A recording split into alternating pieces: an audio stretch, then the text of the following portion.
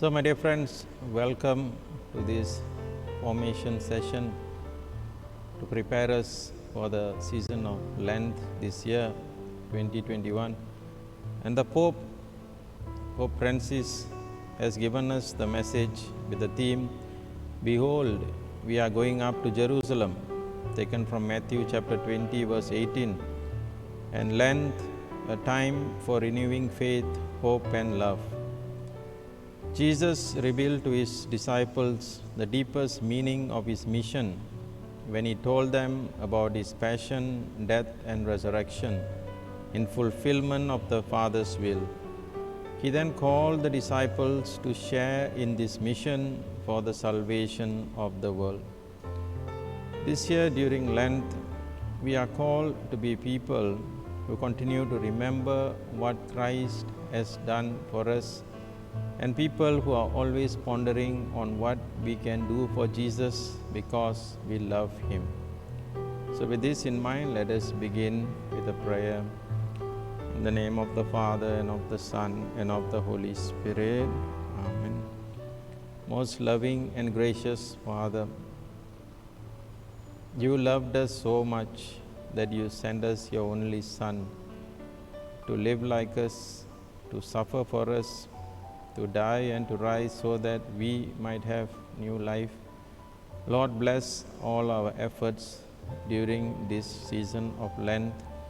Give us the grace of humility to carry our cross, the grace of patience to be less judgmental. Teach us to follow in the footsteps of Jesus, your Son, so that as we share in His passion and death, we too will savor the glory of the resurrection. We ask this through Christ our Lord. Amen. So, my dear friends, welcome to today's sharing. Normally, whenever Lent comes, it is a time of anticipation. We always wonder and we always will think, what are the things we can do this year to make Lent a bit more fruitful, a bit more better than last year. And today we are called to be people who are thinking differently according to the needs of the times, according to the situation and limitation today. How are we going to celebrate Lent this year? So Lent is actually preparation for new life. It is something like gardening. For those of us who like gardening, we always get excited when we plant something, a seed or sometime a crop. And then when we see the new life springing forth, we become happy. Normally Lent comes at a time when Europe especially will be celebrating their springtime. They'll be having spring. Spring is a time of new life. While we are reflecting on the passion and death, but we are actually focusing on the resurrection of Jesus itself. We don't stop at Good Friday. We don't go to the empty tomb and wait there. We believe that Jesus is risen, and that is the joy we should reach when we celebrate Easter this year. But like every work, gardening also needs a lot of care and attention. For those of us who do gardening, you will know, uninvited guests will come.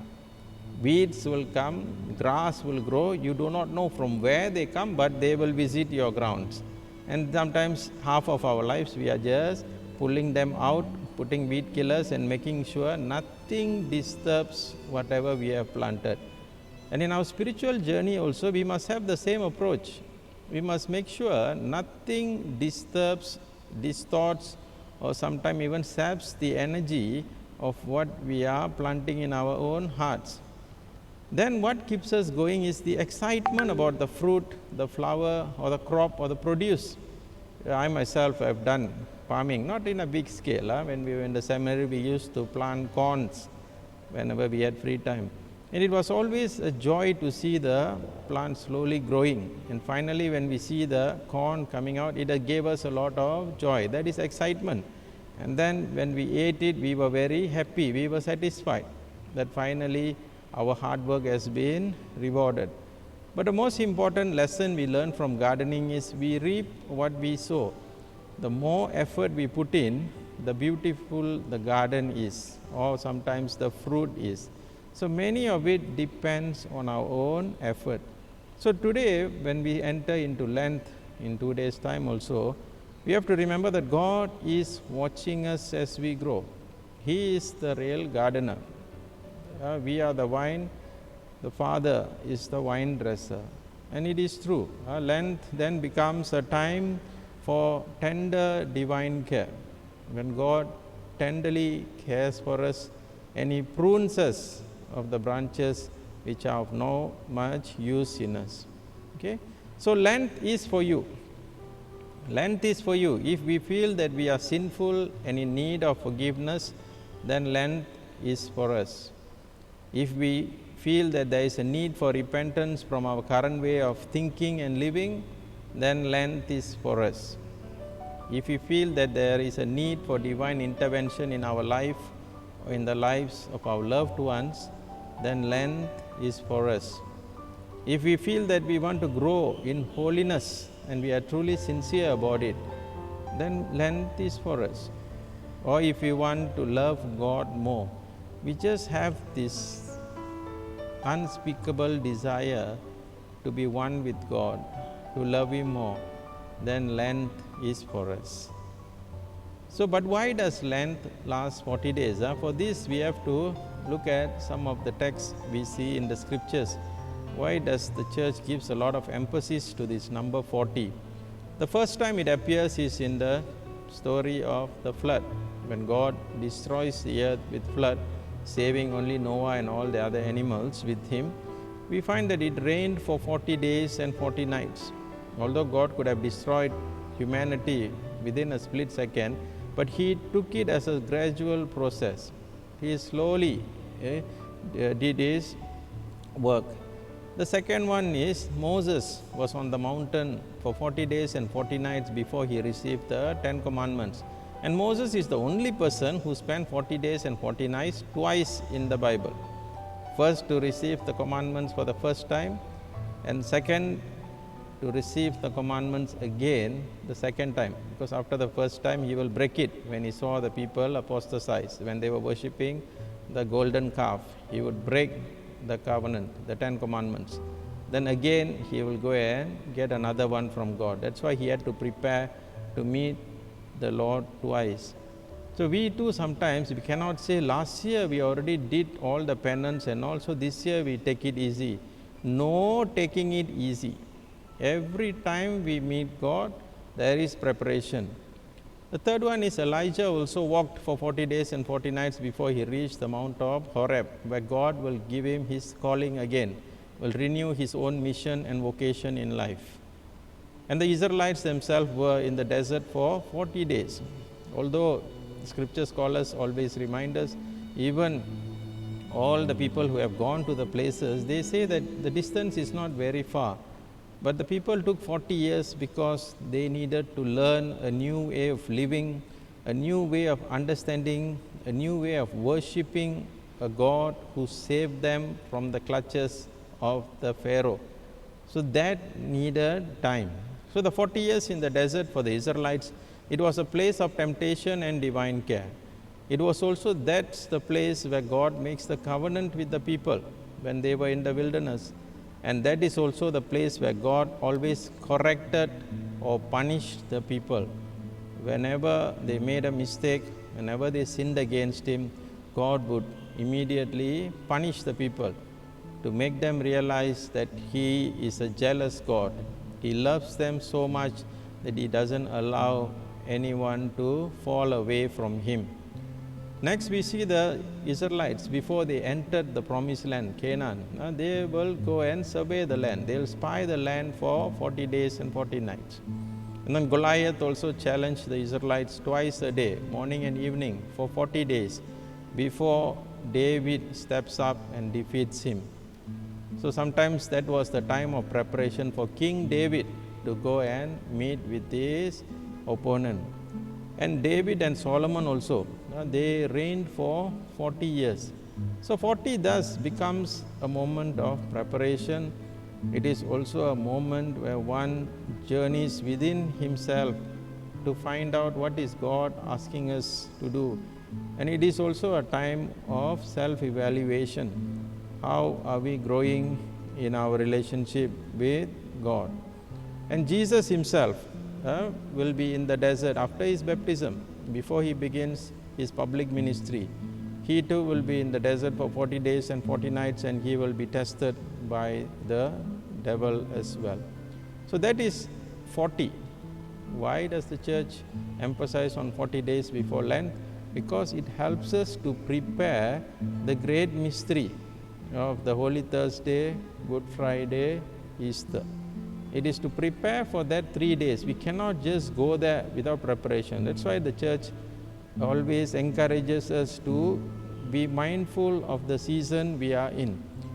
So when we enter into Lent, we begin this season with Ash Wednesday. And why do we use ash? Now again we have to look at the scripture itself. What does the scripture say? Why do we use ash as our symbol? And the first one is because we find that when Adam and Eve sinned, they were subject to suffering, sickness and death. Mortality entered. For you are dust, and unto dust you shall return. So it was a curse.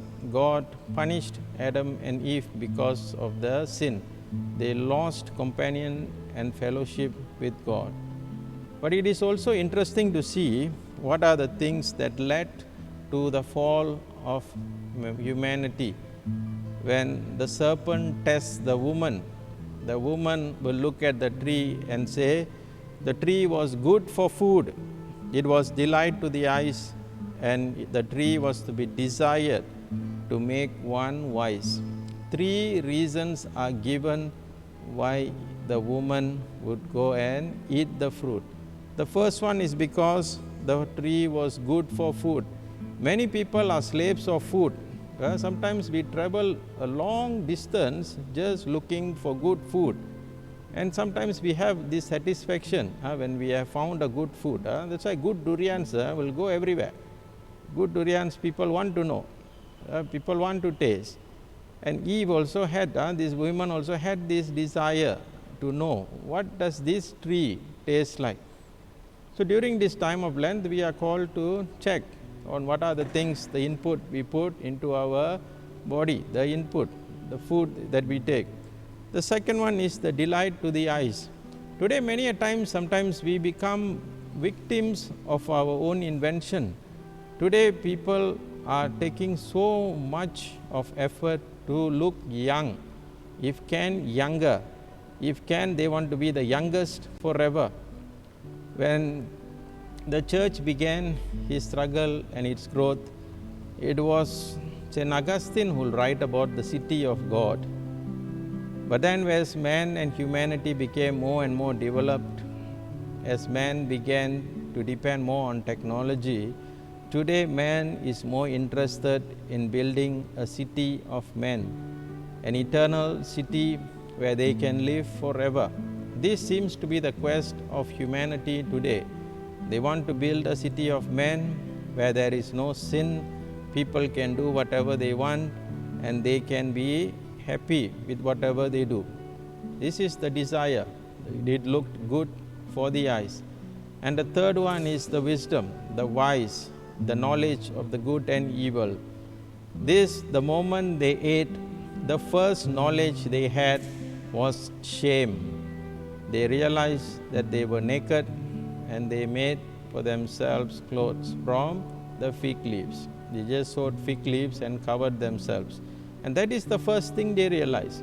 And it is always good to realize also, the moment they sinned, they also knew that something was missing in their lives. And that is their direct encounter with God. So without God, they became subject to suffering, sickness and death. And that is the first one, mortality. Whenever we put the ash on our forehead, we are reminded that one day we will die. No one will live forever. The second one, the second reason why we put ash, because it is a symbol of repentance. We see this in the life of Job. Job was a good man, but he was suffering. But he didn't know why he was suffering. and yet he despised himself and he repented in dust and ashes. Because his friends will come and tell him and haunt him. He said, you must have done something wrong.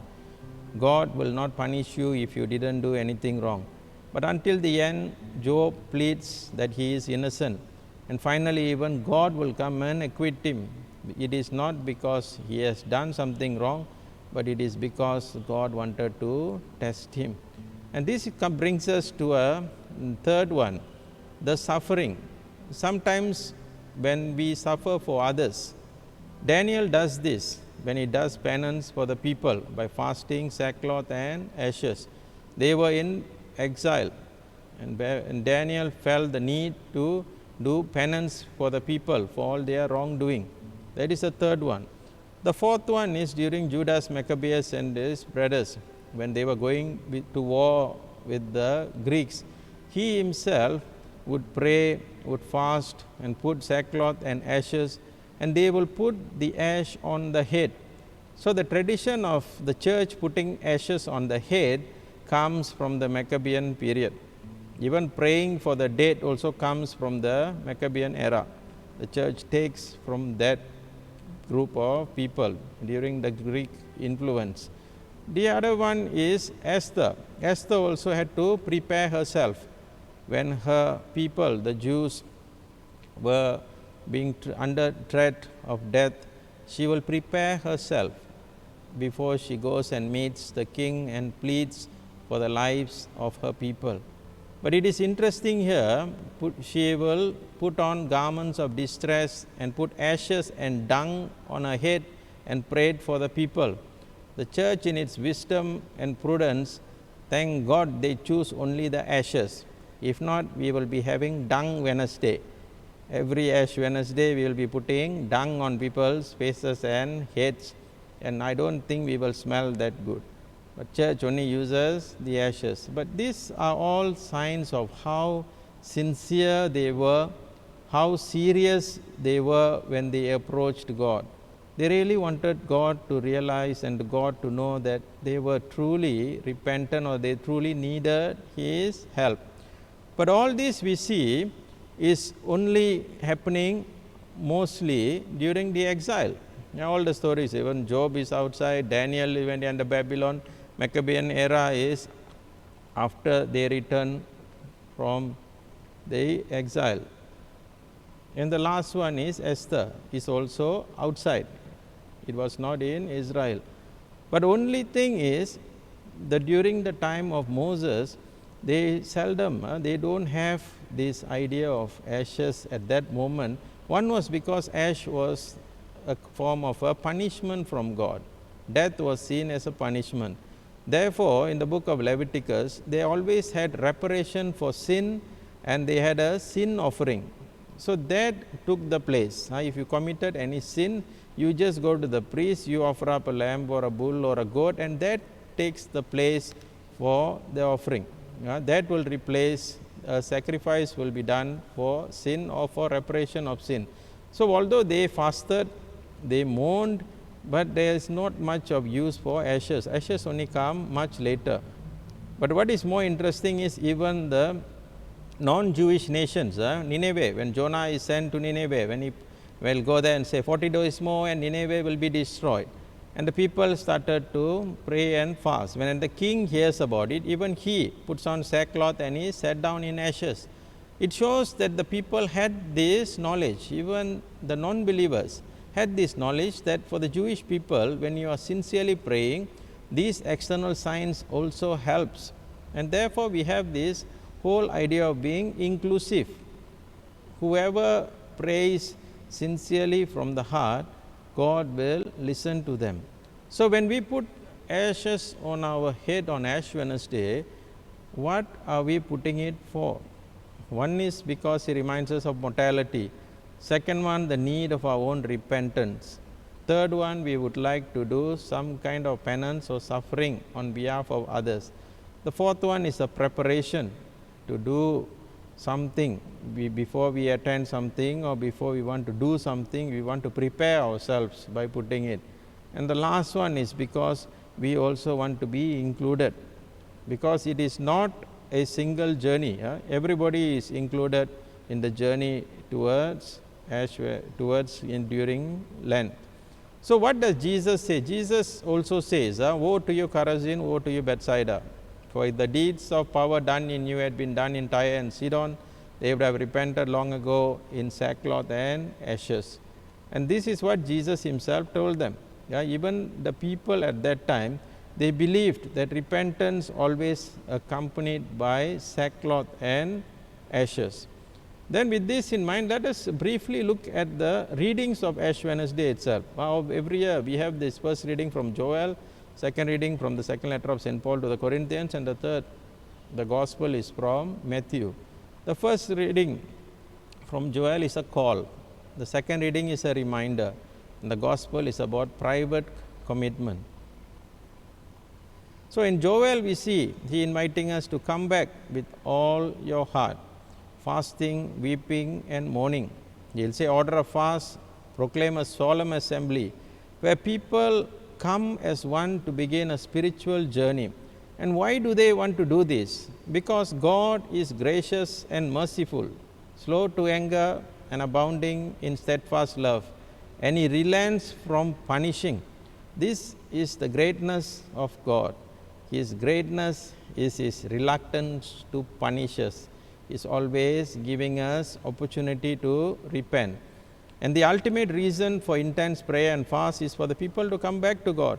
So it is a season of homecoming for those who are lapsed, for those who are indifferent, for those who are struggling with habitual sin, and also for non-believers. For everybody, it is a homecoming. And it requires inner conversion. We are supposed to rend our hearts and not our garments. So fasting then becomes a powerful and effective way of denying oneself of pleasure and focusing mind on God.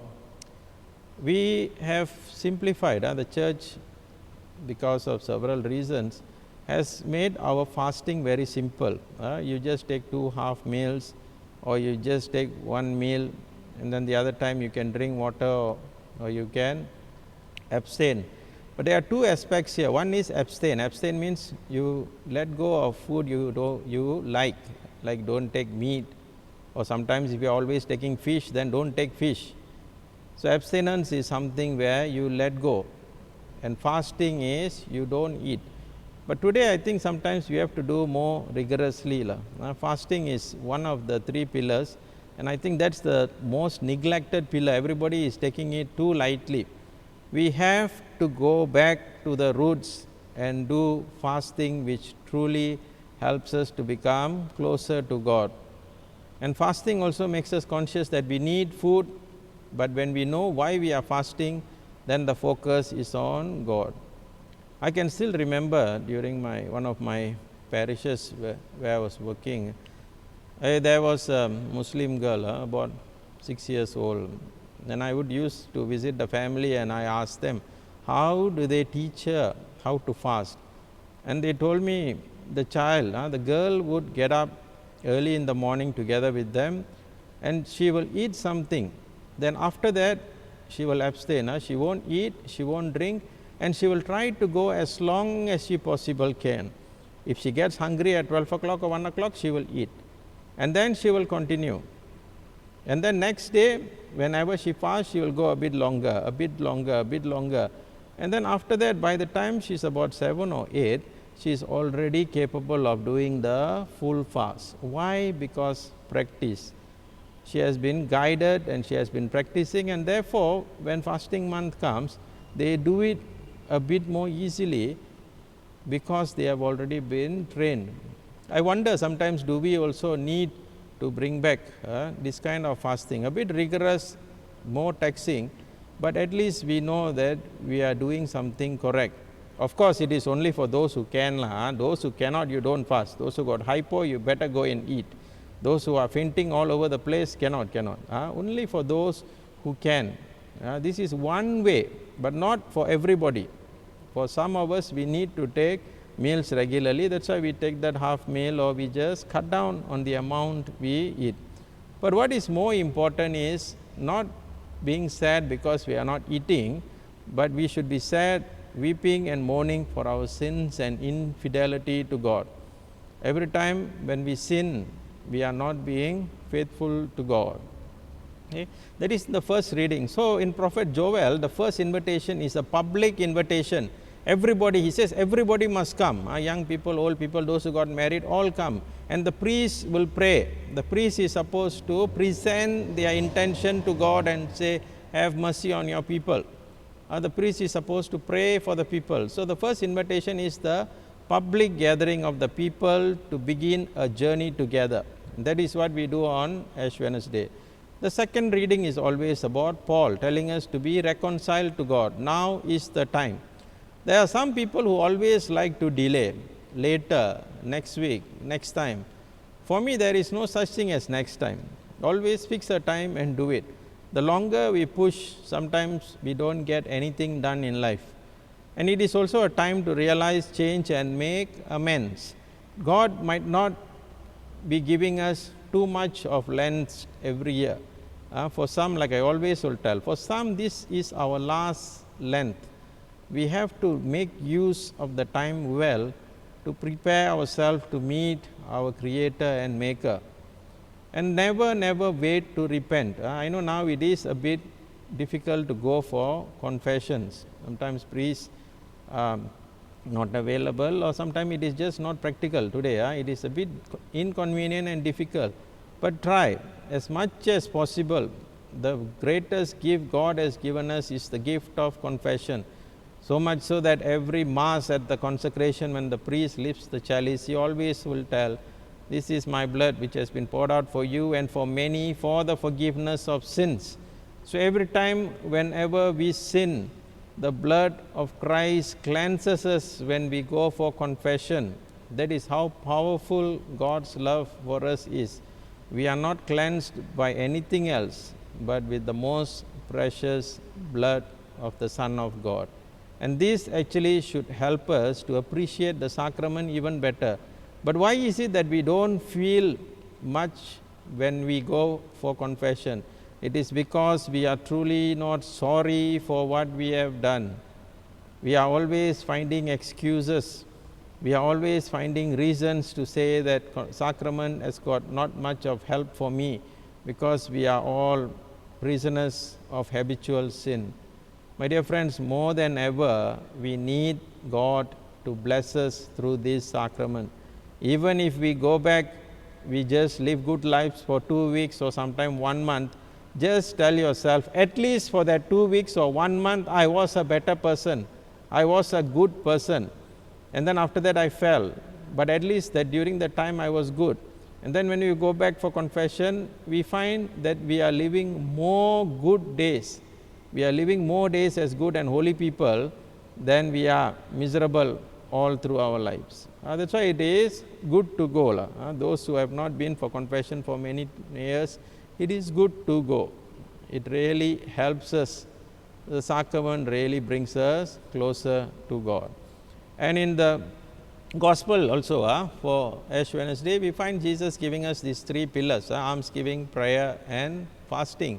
Almsgiving is for others. Prayer is relationship with God, and fasting is for ourselves, to control our evil intentions and desire. So the focus is on the private acts of repentance, and that's why Jesus will tell, when you do all this, don't tell others, don't get it trumpeted. Many people, they are abstaining. During Lent, they will abstain for 40 days. But then they will tell the whole world. Jesus says, do it in private, but this one will publish in the newspapers. Sometimes put in the Facebook also. I am abstain for 40 days. What is the point? Jesus is telling, what is public? When you put the ash on your head, that is public. For everybody to know we are entering the season together. But what we do for our penance is private. Only God must know. We cannot be going around telling people, this year I am not doing this year I am not doing that. Cannot. God only sees whatever is in private, and then He will reward you. Whatever is in public, you have already got your reward.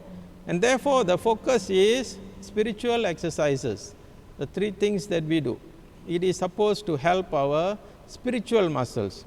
I think some people, very good, if you go to the gym master will tell you, if you want your biceps, you must carry this way, the weight must be this much. If you want your triceps, you must do this way. You want strong thighs or strong legs, you do this kind of exercise. Even if you want to have a strong big tummy also, you must exercise. You must eat and sleep, that one also difficult, and then you will get one big pack. So, which part of the body you exercise, that will become stronger and continue to grow. This is for our human body. How much more for our spiritual self, our spirituality. This also needs discipline. Only a person who has got discipline and commitment can grow in the spiritual journey. If not, we can only dream about it. We can look at the saints and say, I wish I can be like him or I can be like her, but we will not go anywhere until we have discipline and commitment. The second one is time. All exercises need time. If you go to Rumba or Zumba or whatever, you know how long they will be dancing. After that, the whole place is full of their sweat. The whole place will be wet. Even the towel is wet. It is because of their effort, the time they took to do that exercise. So, we too also need that time. We have to be giving God quality and quantity time. We cannot say, I just give God 5 minutes, but it is quality time. No. We have to give God quality and quantity time, but don't sit there 24 hours. Sometimes you have other things to do also. But God will not ask us 24 hours as well, but He will ask us to remember Him for 24 hours. The third one is the method. How are we going to do it? What are we going to do this year? So, it will be good to ask ourselves, since in many places we are not able to attend daily mass or sometimes even weekend masses, what are we going to do to help ourselves? Change will help. If we have an altar in the house, maybe you can buy a piece of purple cloth, hang it there, put a cross. That will create a different kind of a setting. Maybe you can put 1 or 2 captions or words there to remind yourself that you are in this journey. That will help. The other thing is, maybe we should just reflect on the body of Christ or the crucified Lord. Just looking at Jesus, looking at His face, His body, His arms on the cross, how the blood is flowing, and to realize how much this God loves us to be humiliated. The death on the cross, it is not just shameful, it is a very cruel death. They are literally tortured, and most importantly, it is also a very shameful death. It is very, very shameful. We are actually looking at the person die. We cannot even help, and is often nailed naked. So, it is a great humiliating way of dying, but that is what God did us. He did that for us. That is the method God used to save us. So, what is the method we want to use to help us? Each of us might have our own way. Don't impose your method on others. It might be helpful to you. Everybody, we must find out. If you find one method is helpful, you can use. But don't think that one method will be helpful for everybody. And the fourth one is, you must have a goal. When we begin Lent on Ash Wednesday, we must tell ourselves, I want to be a bit more patient, a little bit more happier, or maybe more peaceful when I reach Easter. You must have your goal. Work towards the goal. But don't keep asking God for patience and joy and peace. He won't give. If we didn't know, God doesn't give fruits. He only gives us seeds. We are supposed to take care of it. We are supposed to let it grow. And then after some time, we become peaceful, joyful, and patient people. It takes time, but God only gives us the seed and the necessary nourishment that we need. And the last one is the help from God, grace. All spiritual exercises are dependent on grace. We need God's grace to help us to move forward. Okay? So, that is the readings, the 3 readings we have every year during Lent. First reading always inviting us to come to begin this journey. The second reading always reminds us the time. This is the time we have to reconcile ourselves with God. And the third reading, the Gospel always will tell us the steps we can take, the almsgiving. Even when it comes to almsgiving, many people have a wrong understanding of almsgiving. Almsgiving is not opening your wallet, taking out 100 ringgit, putting it inside the envelope and telling, this is my donation for Lent this year. Wrong. How do we do almsgiving? One way is whatever extra you have, you can give. But the right way is whatever you are not spending that month. If you are supposed to buy chicken, you are not buying chicken, that money put inside the box. You are supposed to go out somewhere, that money put inside the box. So whatever you are stopping, you are denying yourself, that money should go to helping the poor, almsgiving. That is how it is done. After that you want to add something, can. But it is not like we live as we want and at the end of the month we just give some money and say, okay, this is for Lent. Many are just doing that, but actually that is not the way. If we really want all the three pillars, the almsgiving, prayer and fasting, to be of much help to us, then we should use it well. Each of these have got its own plus points. So we have to really train ourselves. That's why it becomes more important when we say, when we give to people, we should realize I am giving this one because I sacrificed my lunch today. I am giving it to him. That is how it is supposed to help us. So the Lenten journey for this year, Lent, a journey from here and now. So we begin here and now. Don't talk about what you did last year. Last year is history. Next year is mystery. Only now we can do what we can to help us this year. So how do you feel now? Do you feel up or do you feel down? What kind of feelings do we have? I still remember when I climbed Mount Kinabalu for the first time, the last time and the only time in 2013. When we have reached the base camp, we had to rest for the night, and the following day morning, 2 a.m. we have to rise to ascend to the peak. And I remember it was really dark.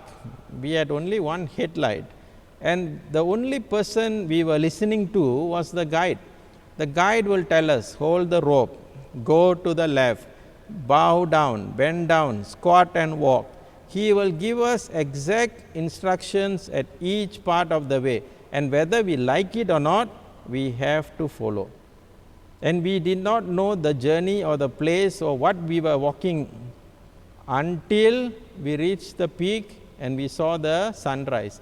On our way back, only then we realized some of the parts when he was telling us, hold the rope, keep yourself close to the mountain, those places were actually very narrow. If you let go of the rope, you will fall down. And then we found it more scary when we were coming down. Most of us didn't have problem going up. We had problem coming down because we can see where we are going. So that is really true in our own lives as well. Many of us, when we look at our lives today we will think that how did we cross all these difficult moments in our lives? We have actually come quite a distance. We are doing well. God has blessed us so much. But how did we get here? And many a times it was because we were holding the hand of God. We were holding the injured and wounded hand of Christ, which was helping us to go through our difficult moments. And we didn't realize sometimes, even when Jesus was holding us with his wounded hands, our hands were also being wet because of his blood. And this is what is really happening in our own lives. Jesus walks with us in spite of his own woundedness and all his own sense of pain. He still carries us in our pain. Okay?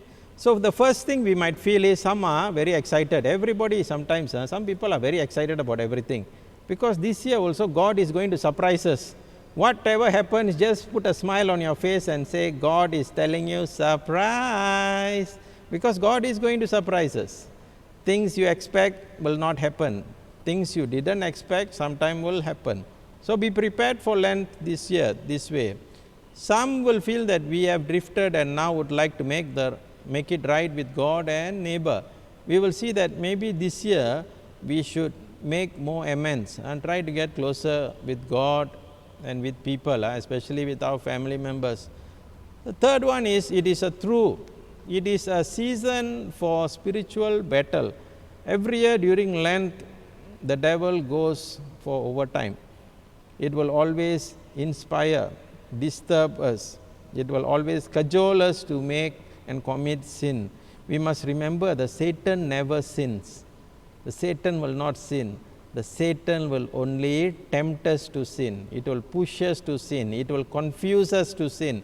It will tell lies that so will sin. But the Satan will never sin on our behalf. We are the ones who are committing sin. And that is why it is very important sometimes to deny ourselves when we are tempted to do something wrong. It is to deny ourselves. Then we will say, get behind me, Satan, because it is disturbing our way. So this spiritual battle will go on. We will have a lot of struggle sometimes, but it is okay. Even if you fall, just say first week you are okay, second week you are okay, third week suddenly somebody does something and you fall. Don't give up. Don't say never mind. This year Lent I give up. I will try again next year. Don't do that. Continue. You fall, get up and go. Even in the Stations of the Cross, we find Jesus falling down 3 times under the weight of the cross.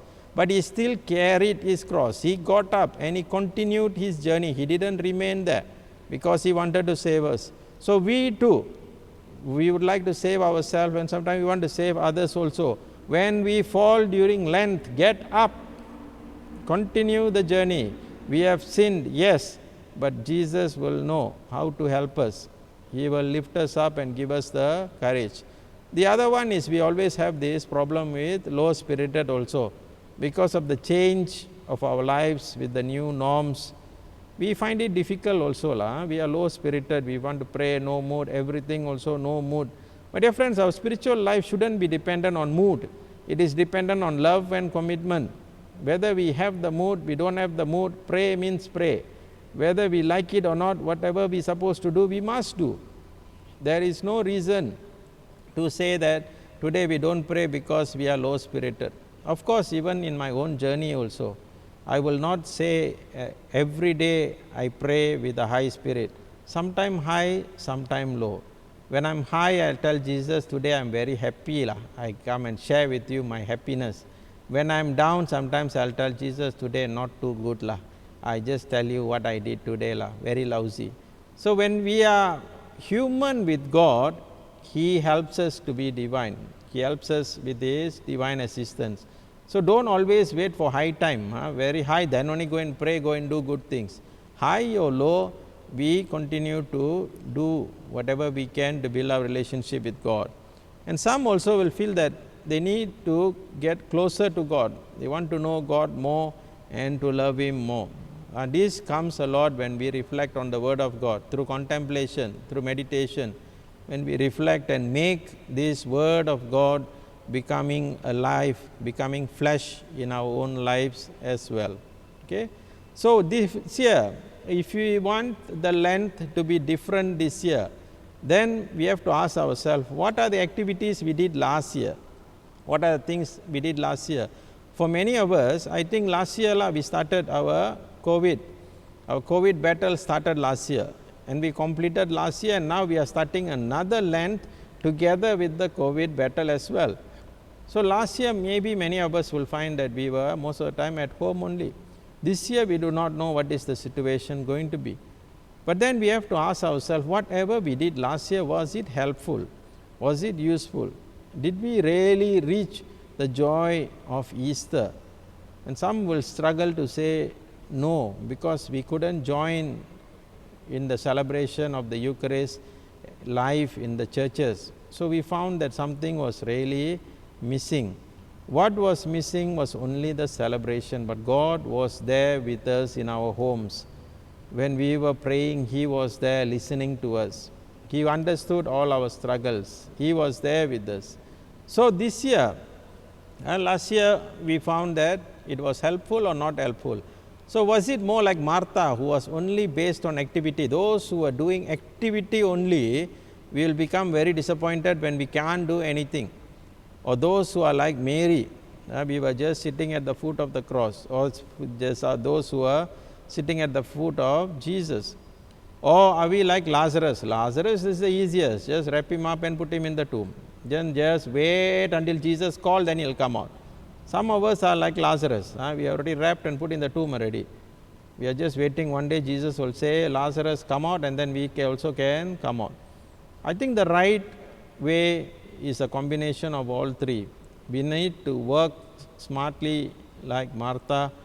We need to listen from the heart like Mary, and we need to wait patiently like Lazarus. All three are important for us today. And some are also struggling because we are holding on to sin. There are some of us who might have committed a mortal sin maybe 20, 30, 40, 50 years ago. We have put it in fixed deposit, and until now we have not freed ourselves, and because of that we suffer. And therefore, this guilt sometimes can make us patient, and we go to the doctor and psychologists and the psychiatrists and we tell them all our sad stories, and we don't mind being a patient, but we sometimes refuse to admit that we are sinners, that we need God to cleanse us of our sins and to free us. And this is one which will always help us when we are able to free ourselves from sins that cripples us. The other one is, some of us will find that our lives are always not fulfilled. Whatever we do, something is lacking. We are only smiling on the outside and crying in the inside. Some are always trying and trying and trying, and somehow something seems to be always missing. Ask God, Lord, why is it that I have been struggling with this, but nothing seems to be happening, and wait in hope that something will happen. So, do you think that our Lenten journey needs more commitment and effort? I am sure most of us will say yes, nobody will say no. But more important question is, what are we going to do about it?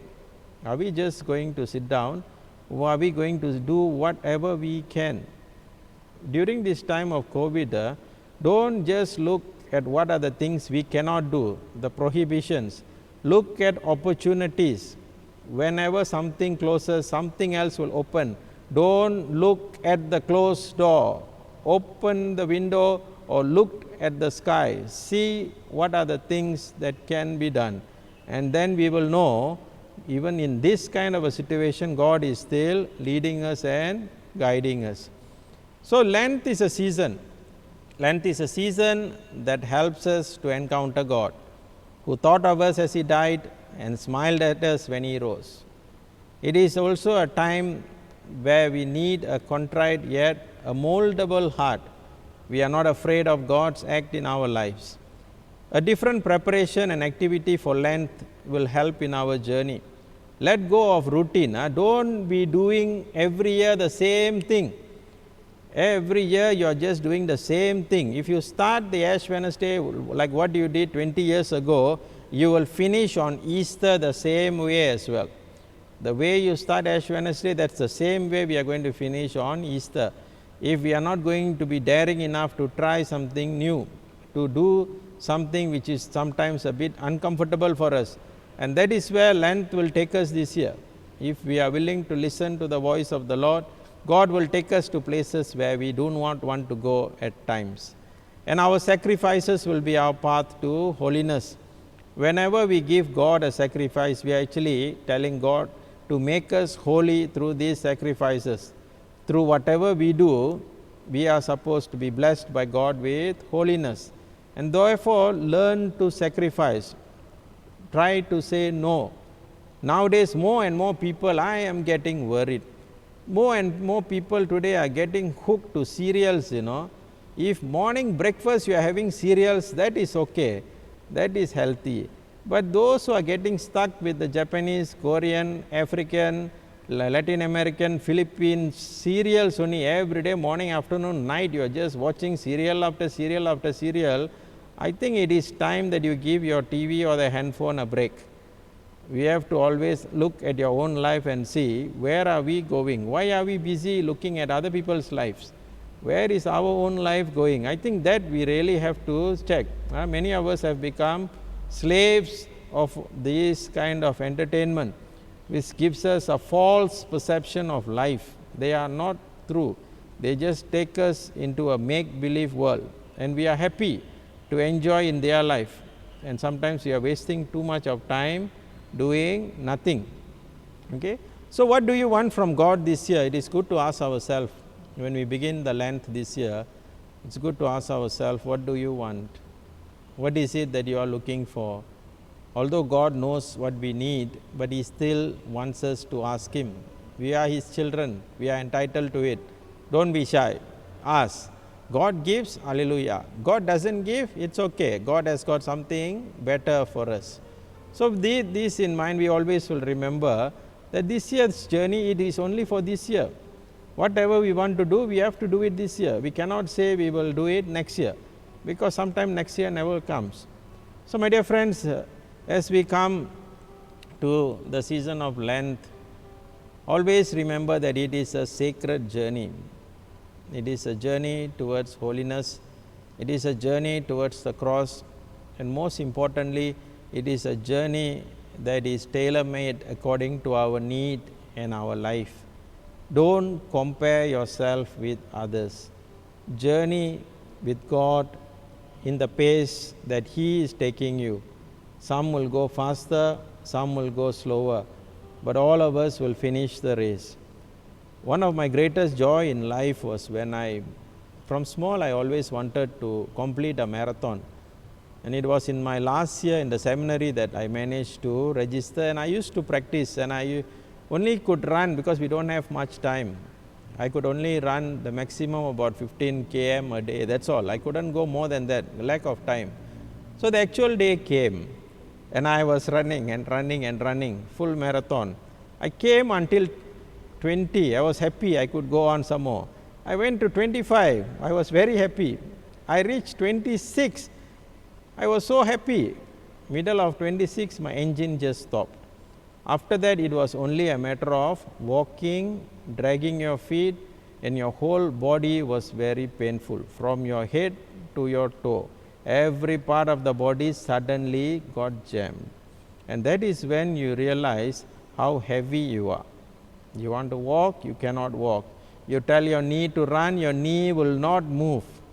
It is like your whole body has got separate functions, nothing is being coordinated. And that is when you meet people. The moment I stopped, I saw companions on a journey. Those who couldn't run, those who injured themselves, they twisted their knee or their ankle. Somebody stops and they do the necessary help to them before continuing the journey. Myself, my last 5-6 kilometers, I was walking with a man who went for a knee operation 6 months before the marathon. And I was just walking with him and sharing his joy. He was telling me he's so happy to be able to walk. And when we completed the race, it didn't matter. Although I didn't become first, second, third, not even 100, but the joy of completing it, you cannot express in words.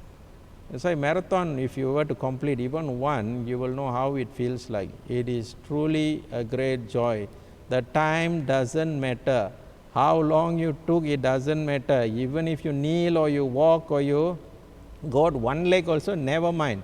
As long as you finish, the joy is yours. Nobody can take it away from you. Our spiritual journey is also the same.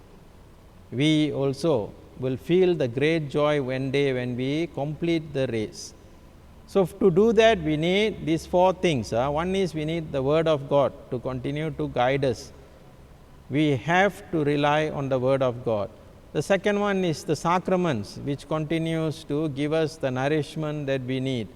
And the third one is the 2 legs. One is the life that we live. Our life must always be supported by our prayer, and our prayer must always strengthen our lives. These 2 are important, but if one of it is missing, then we will find that our life is incomplete. So my dear friends, as we come together, as we begin this journey of Lent together, and as you have heard me sharing with you on how we make Lent a different journey this year, always remember it is the same Jesus. We are going to the same person. Why are we making it different? Because we want to be more sincere in our approach. If we keep doing the same thing over and over every year, then we might not see much result. But once we are able to challenge ourselves, to deny ourselves more, and able to pick up the little crosses that come daily and follow Jesus, then we will realize that life is worth the living, that Christ has actually walked before us on that path, and we are just going along with Him. So let us pray. Let us pray that during this season of Lent, we will prepare well, we will use our time well, we will not give up if we fall, and most importantly, we will have our eyes fixed on holiness. We will have our eyes fixed on the resurrection of Christ, so that we will also share in the great joy God has prepared for all of us. So that is all I have in this formation session. I hope it has been helpful. Do take time to reflect, especially what do you want from God this year? How are you going to journey in Lent this year? And most importantly, always remember that we are companions in a journey. We walk with one another. We walk with each other side by side, not on the front or not at the back. We walk in one line. Although some are faster and some are slower, but yet we journey together. And let us also ask our dearest Mother Mary. She is the one who is always praying for us. She is the one who is always assisting us. Let us also ask her to pray with us, to pray for us in our journey towards her Son. Hail Mary, full of grace, the Lord is with you. Blessed are you amongst women, and blessed is the fruit of your womb, Jesus.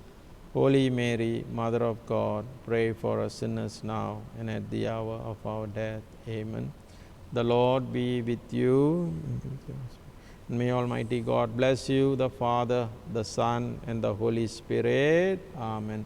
So may Almighty God bless you, bless all our Lenten practices and observances, and may He always lead us to eternal life. Amen. So peace be with you, and thank you for joining me.